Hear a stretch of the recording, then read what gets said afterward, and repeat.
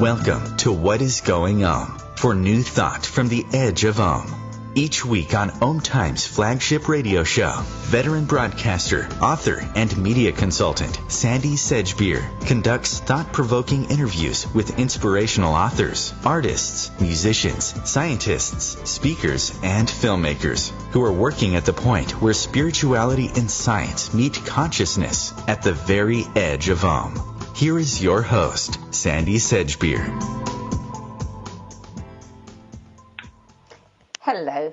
If you've spent a lifetime struggling to understand why, no matter how much you control your food intake, you just can't seem to keep those unwanted pounds away from your body, well, listen up, because you're about to hear something that I'll wager you've long wanted to hear, but never thought you would.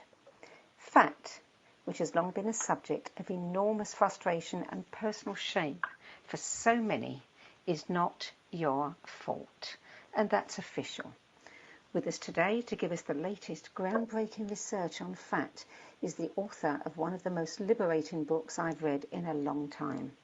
In The Secret Life of Fat, the science behind the body's least understood organ and what it means for you, biochemist Sylvia Tara reveals the ways in which our battles with the bulge have been misinformed and misdirected. Fat, it turns out, isn't just unsightly blubber. It's an essential and critically misunderstood endocrine organ that is as vital to our health as our heart, lungs, or stomach. And that's why fat will do anything to defend itself, including influencing your appetite and your willpower. Sylvia Tara, welcome. Hi, thank you. Great to be here. Sylvia, you hold a PhD in biochemistry from the University of California at San Diego, an MBA from the Wharton School of University of Pennsylvania, and you've worked at some of the largest biotechnology companies.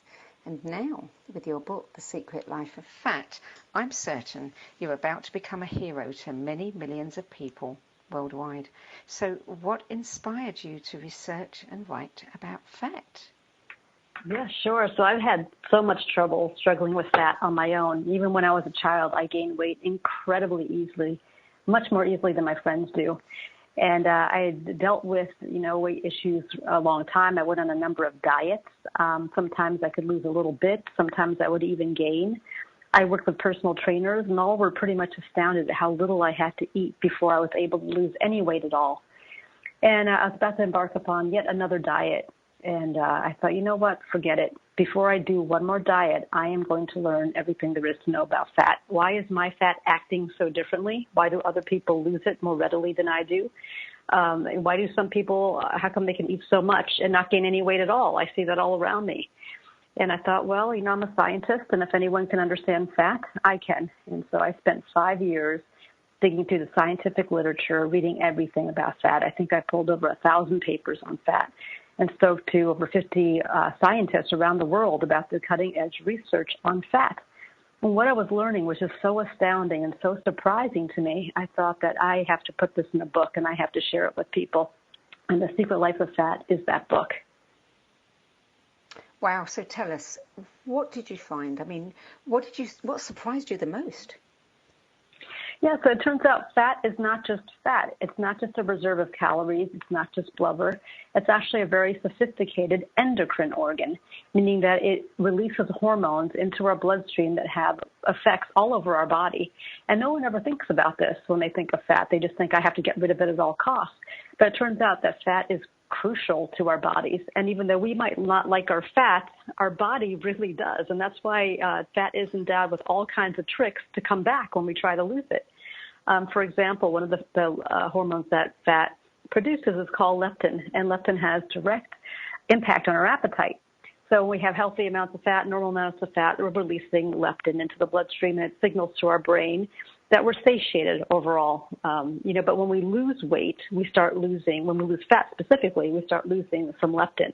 And at lower than normal leptin levels, our appetite goes through the roof. It's a signal to our brain, there's not enough fat, you have to start eating. Start eating quickly and put that fat back on. And it's very difficult. And not only does it affect our brains and our appetite, but fat actually can lower our metabolism. So also when we have lower levels of leptin because of fat loss, our metabolism gets lower. It's about 15% lower at rest, and it's about 25% lower when we exercise. And so fat is trying to come back. It's endowed with these abilities to try to come back when we try to lose it. So for people who've lost weight, they have to eat about 22% fewer calories than somebody who's at a weight without ever trying to lose it. So to make that clear, say you have two people at 150 pounds. One person was at 150 pounds without dieting. It was just their natural weight. They've always been at that weight. And the other person was 170 pounds and lost 20 pounds to get to 150 pounds. That person who's lost the 20 pounds to get to 150 has to eat about 22% fewer calories than the person who was naturally at 150 pounds to begin with. So there's a caloric penalty to losing weight, and it lasts for years. It's been studied up to 6 years, and I think it lasts, possibly even longer, possibly forever. And so it's the reason why weight regain happens so readily to people who lose weight, because unless you're aware of this, you think you can go back to eating the way you did, or you can eat like, quote, normal people do. But really, we're very different once we've lost some body fat. We hear so much about fat. I mean, I think in your book you say that in 2014 alone, the United States spent $60 billion fighting fat, more money than the $44.7 billion budgeted for Homeland Security. We're always told that if you weigh too much, if you've got too much fat, you're going to live a shorter life. You're going to get more sickness and disease. And yet you say the opposite in your book. You say that fat strengthens our immune system, protects us from disease, and may even help us live longer. Yeah, fat is important, and that's normal body fat I'm talking about. So if you actually are obese and have visceral, high amounts of visceral fat, visceral obesity, which is a lot of fat under the stomach wall, that is a different story. And that's the kind of fat that leads to, heart disease, to diabetes. But if we're just talking about body fat, and so I have to compartmentalize the different types of fat. There's a visceral fat under your stomach wall, I mentioned it, and that's the dangerous fat. There's regular white fat that's in the subcutaneous layer, and that's the fat right under your skin. And that's the healthier deposit of fat. So, one thing fat does, again, through leptin, leptin binds with certain T cells in your immune system. And leptin is actually needed for a strong immune system. In fact, people with anorexia nervosa or people who are, gravely malnourished, they have weaker immune systems. And fat, through leptin, is linked to the health of your immune system. Reproductive systems can turn on and off depending on how much fat a woman has. In fact, I talk about the story of Rose Frisch, who was a researcher at Harvard who caught on to this at one point. She caught on to that menstrual cycles were directly linked to the amount of body fat people had. And in fact, could be turned off with just 3 pounds of fat, depending on like ballerinas she studied, runners that she studied. When they got very lean, they would come off. Just a little bit of weight gain would bring the menstrual cycle back on. So that is also linked to healthy fat. Even our brain size is linked to fat. And so when people, again, studying anorexia nervosa patients, they actually get shrunken brains. And some mice that have a deficiency, have the defective fat, meaning they don't make natural levels of leptin, they also have smaller brain size. So, because it is an endocrine organ and it's not just a reserve of calories, it's actually doing, amazingly widespread things in your body. It's almost as if you lose your pituitary gland. That would have widespread effects in your body. But fat also, because it is a gland as well, it has a lot of ramifications throughout our different functions. So you say that fat can grow even without excess calories. What's it feeding on? Yeah, so there are stem cells in our body that can make fat. So stem cells are those pluripotent cells in our body that can either turn into bone or fats or, muscle, cartilage, a whole bunch of different things, depending on the body's need for something. So stem cells, they can turn into fat cells if that's what the body is needing at the moment. And where you see this act kind of oddly is actually, again, patients with anorexia nervosa have very low amounts of fat. Their stem cells will preferentially turn into fat cells rather than bone, and it actually weakens their bones. And it seems to be the body's last-ditch effort to replace the fat that's so, grossly missing in these people. And so, and even when we eat too much, part of the way fat cells are created is through stem cells. Again, the body's sensing that we need more fat cells to hold. that excess, and it will create fat cells. But again, to the example of anorexia, people with anorexia, you can see that you don't necessarily have to be eating a lot to get fat cells. It does happen without that through stem cells. So you also write that depending on its location, colour and genetic makeup, fat can either be dangerous or protective. Yeah, so visceral fat is somewhat, that's dangerous, and that's the fat I talked about. But subcutaneous fat, it is protective in that it's keeping fat out of your bloodstream. And I give the example of sumo wrestlers on this. So sumo wrestlers are clearly obese. But interestingly, they don't have a poor metabolic profile. Their lipids or cholesterol, it looks quite good. And they don't have diseases associated with obesity. And one reason for this is that sumo wrestlers exercise 6 to 7 hours a day. And exercise promotes the release of another hormone produced by fat, which is called adiponectin. And higher adiponectin levels actually help clear your blood of triglycerides. They help clear it of cholesterol as well. It's almost like fat through adiponectin is telling fat in the blood to come home to subcutaneous fat, get out of the blood and come home to the tissue. And so oddly, in a way, sumo's fat is actually protecting them from diseases normally associated with fat. And again, that's a matter of healthy fat. Their fat is doing what it's supposed to do. And again, it can do this because they exercise so much that it's actually increasing the amount of adiponectin that comes out of fat. And so it is possible to be fit but fat. And a lot of these people who are fit but fat, they have good amounts of adiponectin levels that's produced by fat, and it's actually keeping them healthier overall. So I know that sounds very strange, but it is, it is very interesting. Our fat is protective in a way. It is trying to keep. We'll come back to this after the break. You're listening to What Is Going On. I'm Sandy Sedgbeer, and I'm speaking with biochemist Sylvia Tara about her groundbreaking book, The Secret Life of Fat. After the break, can we catch being fat from a virus? We'll be back in a few moments.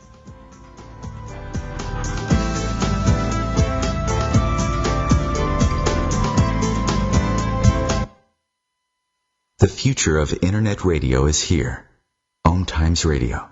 IOM FM. Change and growth are part of natural life and also part of your spiritual life. Everyone needs support and guidance, especially during life passages. Upgrade yourself with the OMTimes Experts program. With OMTimes Experts, you have access to the best intuitive coaches, spiritual teachers, counselors, astrologists, and oracles. Our team was carefully selected so you can trust. Find out more at experts.omtimes.com. My name is Meera Batra, and this is How I Live United. Many families have come to America for a better life. I advocate for these families with United Way. United Way empowers them to see opportunities available. We help them get involved with their kids' schools and network within the community. My name is Meera Batra. I help families see opportunity and succeed. I don't just wear the shirt, I live it. Give, advocate, volunteer, Live United. Go to liveunited.org. Brought to you by United Way and the Ad Council.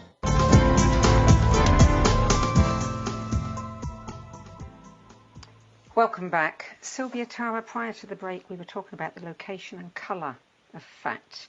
And you say that there are 3 kinds of fat, white, beige and brown. Tell us about the different colours and what purpose they serve. Sure. So white fat is the type that it does store calories. That is, when we eat excess, that's where it goes into our white fat.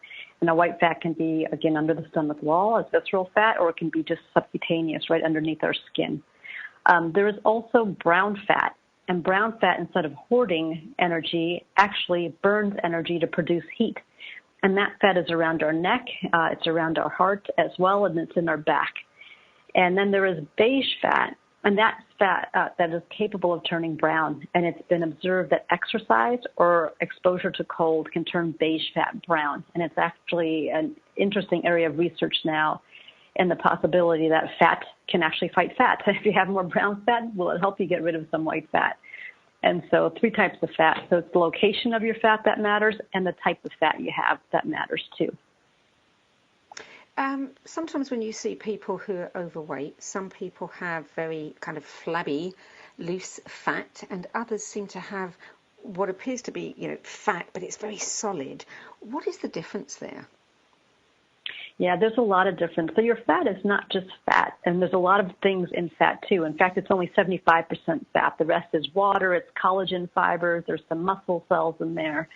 And so a lot of it has to do with how your body is holding that fat. Are there more collagen fibers involved in it? Does it have more structure around it? It packs differently on different people, and sometimes it's, groups of people will have softer fat, and various, other groups will have harder fat.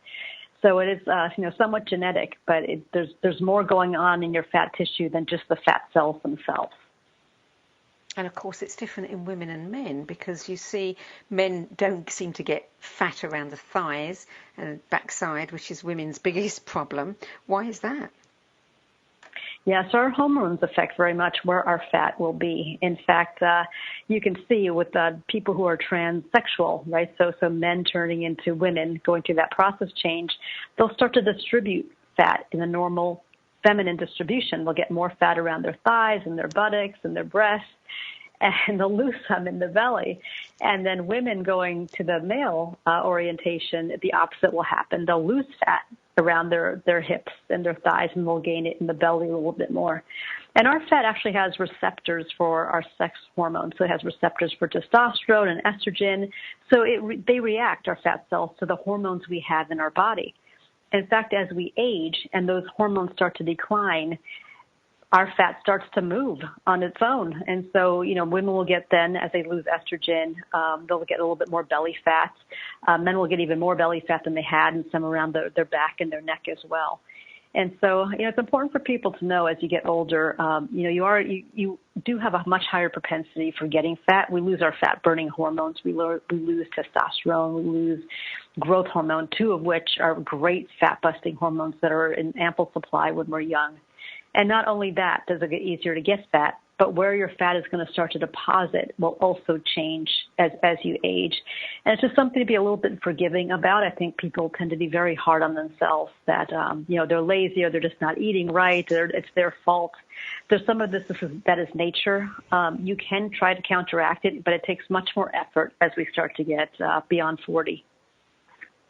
I've never understood, we understand that fat is related to, it triggers puberty, etc., and probably the creation of certain hormones that are released around puberty. So in my case, when I hit puberty, I put on a lot of weight, and it took a long, long time to lose it.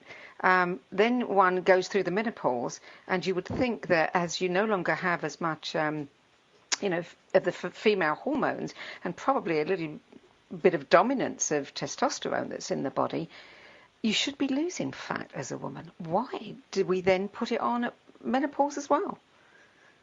Well, you might have changed the proportions of your hormones. You're not actually having more testosterone with age. You're actually having less. It's just the relative proportions are changing. And so there's less estrogen compared to testosterone, but overall, both hormones are actually declining with age.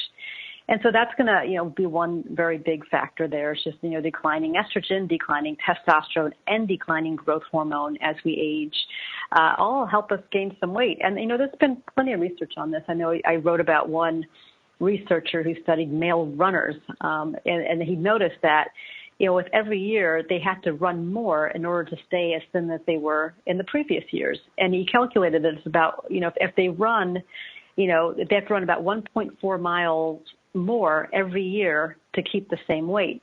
So say if a man's running 10 miles a week when he's 30, he would have to increase that to 24 miles a week when he's 40 if he wants to fit into the same clothes he did when he was 30. And he pretty much concluded, the scientist, that, fat is like a force of nature. It's just something we get more of with age. And, I talked to women, too, who they've taken on hormone replacement therapy because they just got into such a rut with their weight, and they felt so lost about what to do that they more or less used it as a way to get back on track. And it truly works if you want to go that path. I mean, of course, it has risks, so you have to, talk about those with your doctors. But, hormones are just one of the big reasons that we do have lower metabolism overall as we age. We also lose muscle, so we lose some lean mass. We get a little thinner bones, a little thinner muscle mass, things that usually burn more calories. They're also in decline. And so there are ways to counter this. I don't want this to sound so hopeless with age, but a lot of people do go ahead and get this under control even at later stages of life. And exercise is one way. If you don't want to get hormone replacement therapy, certain kinds of exercise will really stimulate things like testosterone and growth hormone and more naturally bring some of those levels, not back to what they were naturally, but they'll help get them released into your body. And so it's one of the kind of natural weapons we have if you don't want to get medical intervention, is that you can add in, like running was good, say running 3 miles a day will really help. Some strength building exercises, that's been seen to increase testosterone and growth hormone levels, and it also increases some of that lean mass, that muscle mass and bone mass that'll help you also, burn off some calories. So, it's not perfect, and part of it is that you have to accept that your body is changing. You don't have to look like a bikini model or athlete on the cover of Sports Illustrated, but you can still get in control of your weight and stay healthy. Why is fat so necessary for reproduction? Well, there's probably all kinds of reasons for that. I think really it's a signal to your body that the environment is good for having children. So, if you're emaciated, if you're really low in fat, supplies are low, and it's nature's signal that this isn't really the right environment to bring to a kid. And it's not just that. I mean, too, women have to nurse afterward, so that requires quite a bit of energy, and that requires, sustenance and food and things like that. And so your body is really taking a calculus of what's going on in the environment. Is this person ready to reproduce? Is the surroundings right for this? And I think it's just a way of, in a way, fat is like an interpretation of what's in your environment right now. Also, when there's excess fat, when women are very obese, they also have trouble conceiving. So both ends of the spectrum are not good. They get too much estrogen when they're obese, and that also affects their ovulation and such. And it's also a signal to the body that something's not right here. Right? I mean, there's too much food. That there's something awry with someone, eating that much, and in a way, your body's kind of taking an accounting of what's going on. And so, just best to have healthy levels of fat once again. In addition to those environmental things also, I mean, to talk more chemically about it, fat produces leptin, so having sufficient leptin is important. In fact, at one point I write about, researchers saw that mice that had defective fat and didn't make leptin, they also could not get impregnated. But when they injected leptin into these mice, they turned normal, and they could, have mice offspring again. Fat is also a producer of estrogen, so it converts hormones to estrogen. And so when you have very, very low levels of fat, like people with eating disorders, again, they have low estrogen. So a whole bunch of different factors going in. And I have a whole chapter on women versus men and the secret life of fat. And one other thing that's interesting is that, girls are they're intended to be fatter than boys. And there's studies with girl babies. Even at birth, girl babies have more fat than boys. And they think it probably is even in utero, girl, fetuses have more fat than boys. And it changes in life. And girls and boys will gain fat kind of at the same rate until they hit puberty. So just like you said, when girls hit puberty, they gain an average of 13 pounds of fat. And there's actually sufficient fat necessary to even turn on puberty. And again, that's a signal the environment knows at the right time to have kids or not. And interestingly enough, our bacteria changes once women are pregnant. And there's some bacteria that actually helps the body convert nutrients to fat that are more prevalent in the third trimester of a pregnancy. So fat is intended for women. And so I think, hopefully it helps women just, rationalize this a little bit. And I know we all get very frustrated because men seem to be able to eat a lot more than us and take fat off very easily when they diet. But, just take heart that nature has intended it for some reason. And oddly, we're a little bit healthier with our fat. We tend to have more subcutaneous fat. Men get more belly fat. So although we're fatter, we still tend to be metabolically healthier than men. Can you catch being fat from a virus? This is something that has often puzzled me. Absolutely. And I didn't know you could until I went and researched it. I had no idea about this. But, just like I talked about bacteria, there are some bacteria in your gut. Some of the bacteria will make you heavier, will extract more nutrients out of your food than others. It can turn into, more fat than they'll convert things more to fatty acids more than other bacteria.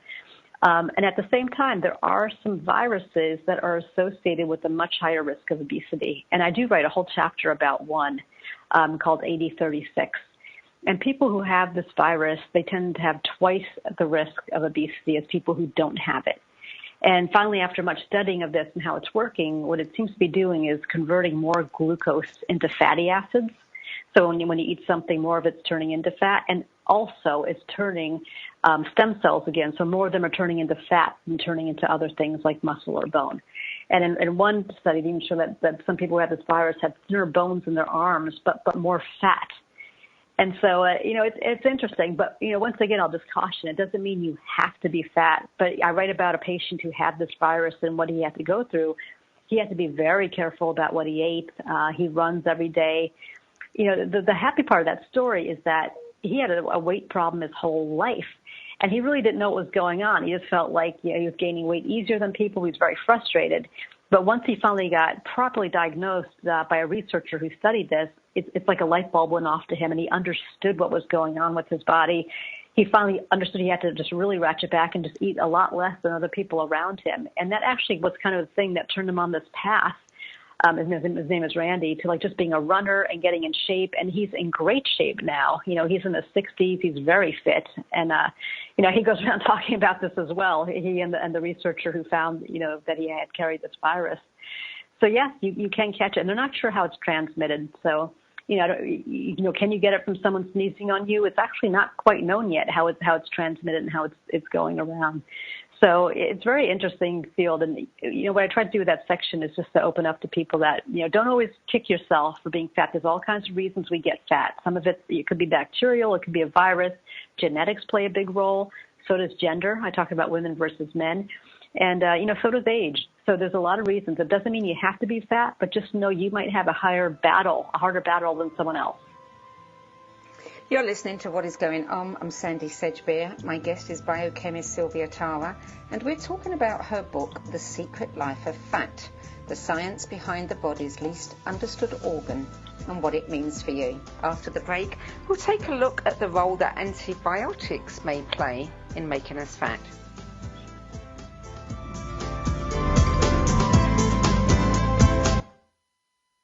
The cutting edge of conscious radio, OMTimes Radio, IOM FM. Being a radio host on IOM FM allows you to build your show on a rich platform with the power of the internet to fulfill your outreach goals and connect with a very specialized and global online audience, unlimited by time and distance. OMTimes Radio will provide you with web relevance, a recognizable conscious brand, and with the standard of excellence that has accompanied every single OMTimes endeavor. Host your show with OMTimes Radio Network. My name is Victor Furman. Some call me The Voice. I've always been fascinated with human nature, spirituality, science, and the crossroads at which they meet.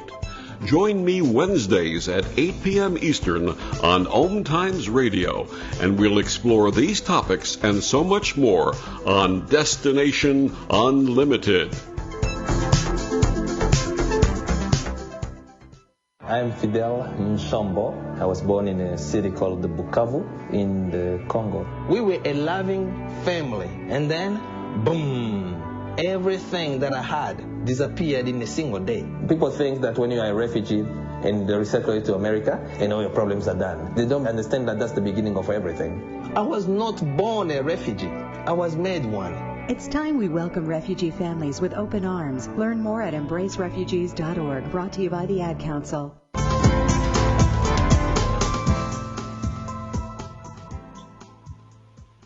Welcome back. Sylvia Tara, antibiotics and fat. I know, because I've experienced it several times myself, that if I take antibiotics, I will put on weight. And I've been told it's because of inflammation that occurs, but it takes a long time to lose it. What evidence is there about the role that antibiotics play in making us fat? Yeah, well, in livestock animals, that's been used quite a bit. Antibiotics are correlated with fatness in animals and probably even used to create that in animals, more heft. There's been some studies in mice, too. When they're given antibiotics, they put on weight. And for a number of reasons, the bacteria, in those mice, they activate more genes. They turn carbohydrates into these short-chain fatty acids and turn genes related into fat conversion, turn on those genes in the liver. And so, antibiotics have a number of different roles. And, again, our bacterial distribution also will certainly be affected by that. So some bacteria in our gut, will help us be leaner. They actually, and then there's some that actually extract more calories out of food. So there's a whole wide distribution in there. And so you tilt that diversity a little bit when you take an antibiotic. Antibiotics have done great things for humanity, too. I'll just say that. They certainly, if you have an infection or something bad, in a way, antibiotics have prolonged life. I think it's just the extensive usage, especially in farm animals, that, cause problems, cause resistance as well, a lot of resistant strains because of that, too. And so, it's something to keep an eye on. I haven't seen very comprehensive studies. I know PCORI, which is the government agency, was looking at, a very long-term study to see the effects of antibiotics and weight. I don't even know if that's still funded or not, given the new administration, but I know there's been plans to study this more in mass and long-term. When you need an antibiotic, you need one. But what effects it has on your body, it could be longer term as you're changing the distribution of the bacteria you have in your gut and elsewhere. You've got some great information in this book. I thoroughly enjoyed reading it. I love some of the chapter titles as well. You have one on Fat Can Talk and another on Fat Can Listen, and a third on how good fat goes bad. Tell us how fat can listen. What is it listening to? Yeah, so fat talks by releasing hormones. It's its way of communicating within our body. So when it releases, say, adiponectin or leptin, it's telling another organ to do something. That hormone is then binding with something else, like your reproductive system, like your immune cells, and it's telling it to do something, to strengthen or to fortify, to go out of commission, whatever. And so, the cells will listen also because they have a receptor for that hormone. And so fat can talk using these hormones, but it can also listen to what other organs have to say. So fat will listen to, say, when testosterone is released. Fat has a receptor for testosterone, and testosterone, it helps us lose weight. It'll growth hormone too. It'll tell us to lose weight. It'll tell that fat cell to go ahead and release some energy into the body, right? The body's in need. We need to get stronger elsewhere. And growth hormone has been seen to do this, both testosterone and growth hormone. When people take it artificially, they take injections of this, they lose fat and they gain bone and they gain muscle. And in fact, there was one study done with men, and they did an experiment, and they had one group of men exercise 3 times a week without taking any hormones. Another group of men not exercise but take hormones. Oddly enough, they found that the men who didn't exercise actually built more muscle mass than men who exercised because they were taking hormones. And so that's the power that we have with hormones. And so our fat will listen to what's going on in the environment, and it will react accordingly. So what happens when good fat goes bad? Yeah, so our fat, it really is trying to protect us. Like I mentioned with the sumo wrestlers, and through adiponectin, fat releases adiponectin, and it's trying to clear our blood of waste. It's trying to clear our blood of excess fat and store it properly. But, fat can go bad, and that's when we get so much fat, especially accumulate a lot of fat under the stomach wall, that, our really benevolent fat starts to go awry. And so fat under the stomach wall tends to get inflamed. And when it gets inflamed, it sends distress signals to the body. It's telling us something is wrong here, there's a problem. And when those distress signals go out to the body, it interferes with insulin signaling. So we're not responding as well to insulin anymore. And so, insulin, again, that's another hormone that helps our blood clear itself of sugars and fats and cholesterol. And then that stops working as well. And so we have a lot of things floating around in our blood. And instead of being able to get internalized into fat where it would keep us safer, it starts depositing elsewhere. It deposits in our heart, it deposits in our liver, and it leads to a lot of problems. And, that's one way that real obesity, especially visceral obesity, can lead to all these diseases you hear about with fat, such as heart disease and diabetes. But again, if you have even a high amount of fat, but it's stored in healthier areas that aren't causing that problem, you can be fat but fit. It's overall best not to be, exceptionally overweight. But if you are going to have some extra fat, keeping it in your legs, keeping it in your arms, that's a healthier deposit for fat. So fat will go bad and start to really harm us, actually, if it's too much in the wrong place. And the ways to bring that down are, again, of course, eating less is going to help. Exercise, just like I mentioned with the sumo wrestlers, if you can exercise, that actually reduces levels of visceral fat. So although sumo wrestlers are very fat, that fat in their belly is actually not underneath the stomach wall. It's in the subcutaneous layer right underneath their skin. And that's the reason why sumo wrestlers can be as heavy as they are and they don't have metabolic disease. Oddly enough, when those sumers come off their exercise regimen, they stop exercising, they get unhealthy very quickly. And again, that's because exercise produces adiponectin, which helps clear our body, helps actually insulin sensitivity as well. And it actually keeps them healthy. So, the one way you can know if you have a lot of visceral fat is lie flat on the floor. If you still have a big paunch in your belly, that's probably visceral fat. If it flattens out when you lie flat, then you probably have subcutaneous fat. And if you need to get rid of your visceral fat, again, it's going to take, some real, lessening of calories, watching the times that you eat as well as how much, and then really add some exercise, to your program and get rid of that as fast as you can. In The Secret Life of Fat, you share some fascinating medical stories and anomalies. There's two in particular that I'd like you to share with us because, they're both at opposite ends of the spectrum. Let's start with the one about Christina, the young girl who grew up in New Jersey in the 90s, who was healthy until she entered puberty, and then something very strange happened. Yeah, so Christina started losing all of her fat just about spontaneously, and at the same time her appetite increased enormously, which is a very strange pairing to be losing fat and eating more and more. And at first her parents just thought, it's the teen years. She has a very fast metabolism. This is just the way she is, and they didn't pay it too much mind. But then odder things started happening too. She started getting like these blisters on her skin, and they started to become very painful. So not only was she eating more and more and losing weight, but then she started to have this issue with her skin. And, she tells me that wasn't like a normal appetite even. Like she would eat anything she could get her hands on. But of course, when the blisters on her skin appeared, her parents got concerned and they took her to a dermatologist. And the dermatologist did a blood panel and noticed that she had very high cholesterol, very high triglyceride levels. And high glucose as well. And so he thought, well, this isn't really a dermatology issue. It's a metabolic issue. And so he sent her to someone to see if she had diabetes. And she went on diabetes medications, but no matter what, it wasn't really helping. Her appetite stayed enormous, and she continued to lose weight. And her blood wasn't coming really, back in line either. And so this endocrinologist was quite perplexed and sent her to National Institutes of Health, where she finally met a doctor who understood what her problem was. So the problem with Christina was that she had lipodystrophy, which is a disease, a genetic disease in her case, which people shed fat. They don't have fat. And that might seem like a really great thing that you can eat all you want and not get fat. The problem is when we don't have fat, all those nutrients she's eating from hoarding like that, from gorging herself, they have nowhere to go. Usually any extra nutrients we have, you can thank your fat, because when you're eating too much because you're running to something or something's too good to pass up, it will go into our fat tissue and it'll keep our blood nice and clean, keeps our heart clean, keeps our liver clean, because it has somewhere to go. But it had nowhere to go for Christina, all that extra food. And so she was getting very sick.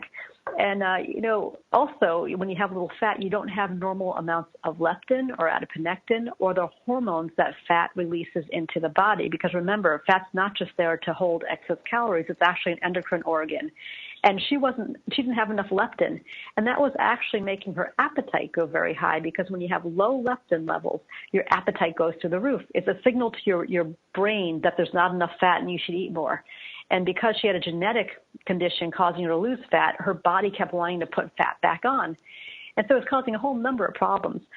Luckily for Christina, leptin had been discovered, and it was also being made at a university.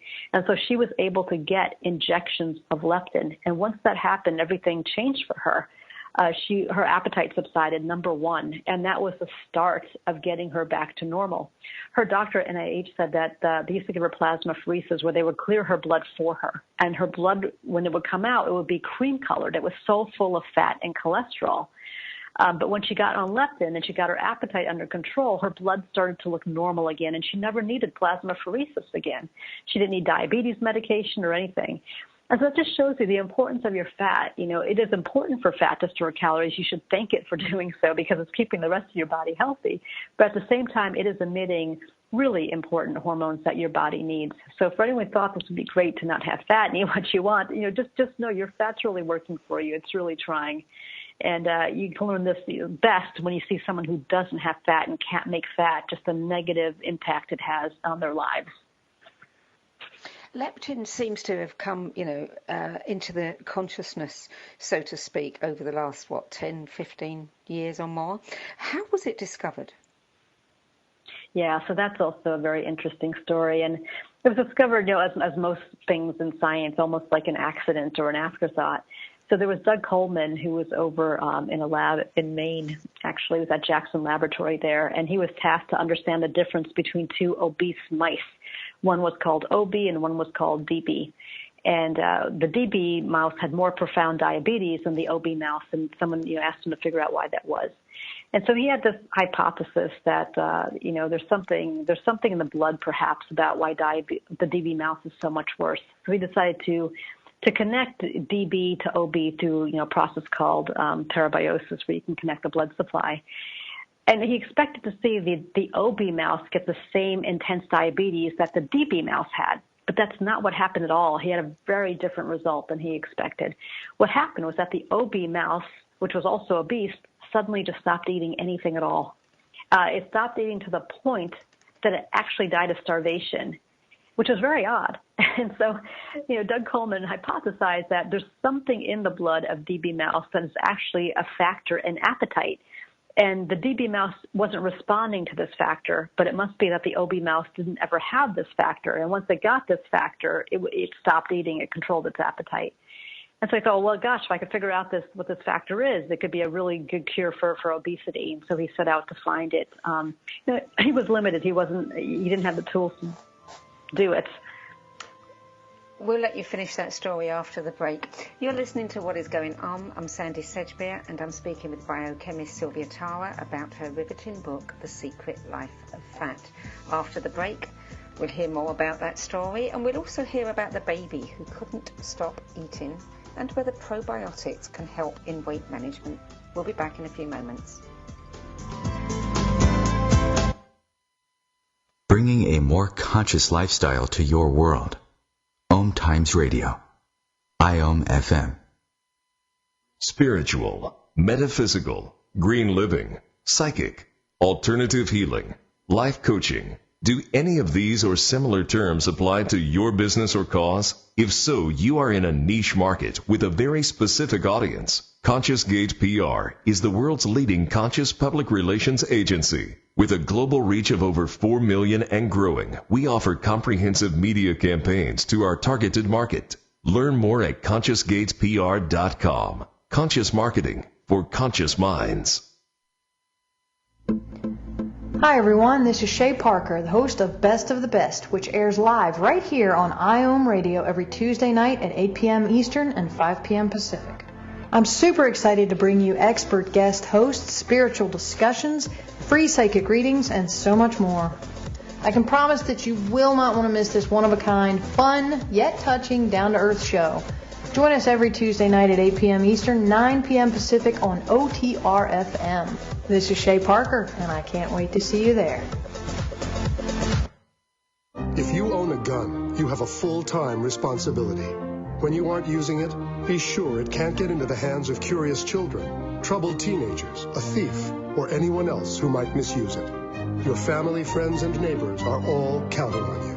Remember, always lock it up.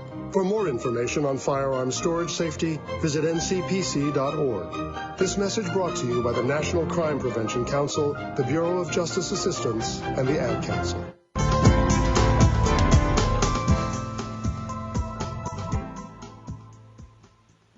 Welcome back. Sylvia Tara, before the break, you were telling us how leptin was discovered.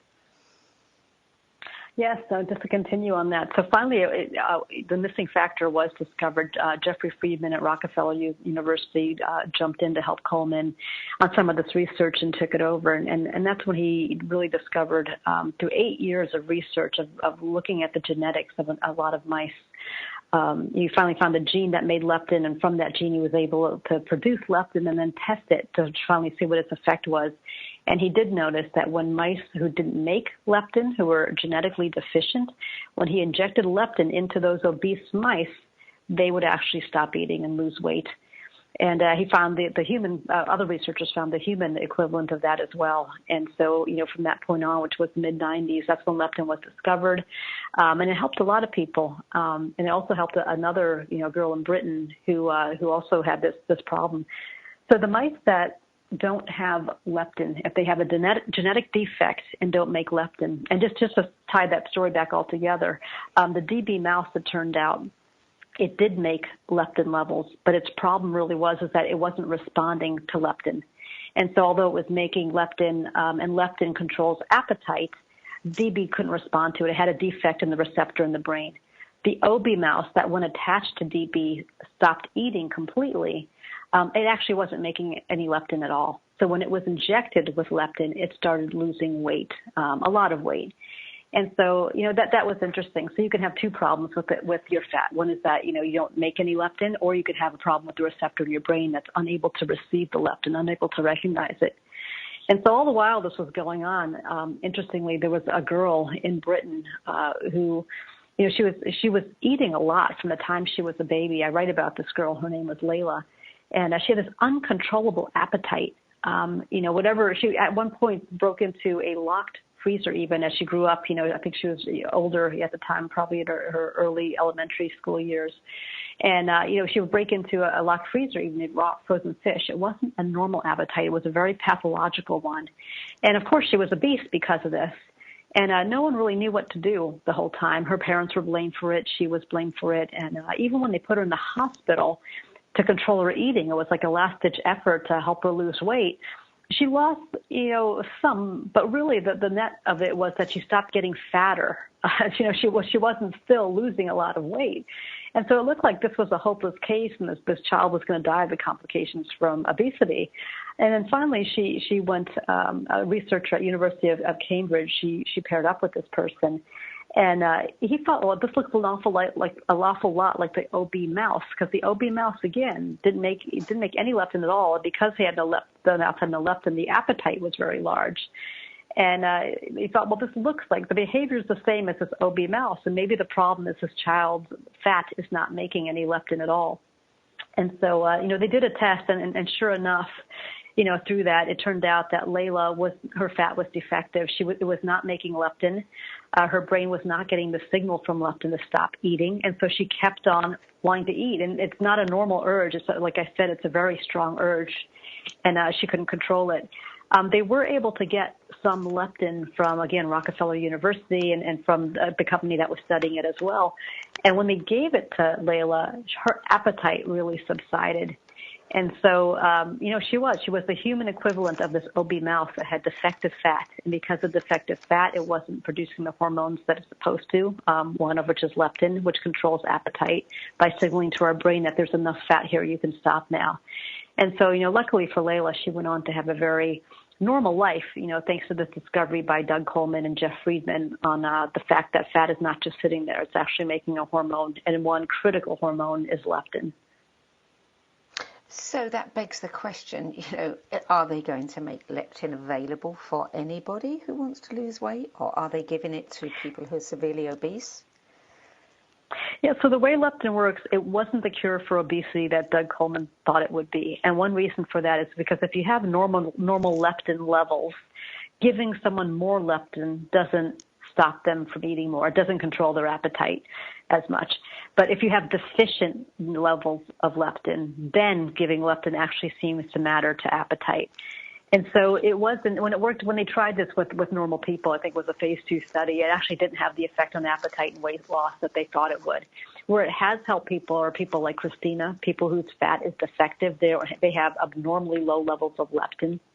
The other place where it's being tried right now is that for people who've lost weight, we talked about when people lose fat, they start losing their levels of leptin, and it goes on for years. It lasts for years, this effect. And they're finding that, if they put leptin back into those dieters who've lost significant amounts of fat, it helps them maintain the weight loss. And so, one thing when we lose leptin is that our appetite gets really high. And in fact, fMRI studies of those people's brain who've lost 10% of their weight or more, they say that they're much more responsive to food. And not only are they more responsive to food, their inhibitory centers are a little bit more diminished in activity. So they seek food, they respond to it more. At the same time, their self-control is lower. And so there's a bit of a behavioral impulse to get the food back and get the weight back on. But again, remember that leptin also decreases our metabolism, like we talked about up front.